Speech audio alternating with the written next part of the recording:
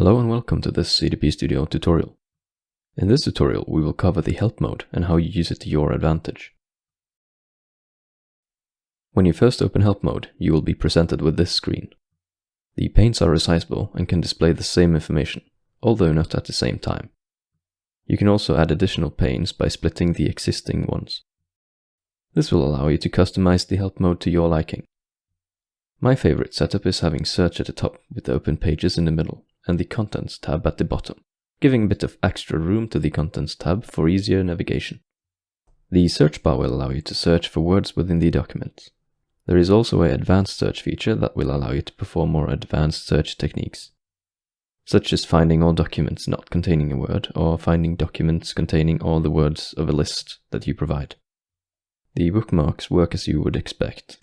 They provide an easy way of storing the link to a document so that you can have it handy without having the page open.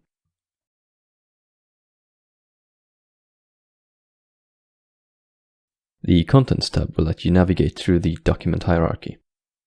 This is a great help if you need to look for something but you don't know exactly what you're looking for. The open pages are used for quick access and switching between pages. You can also access open pages in the drop-down menu at the top of the screen.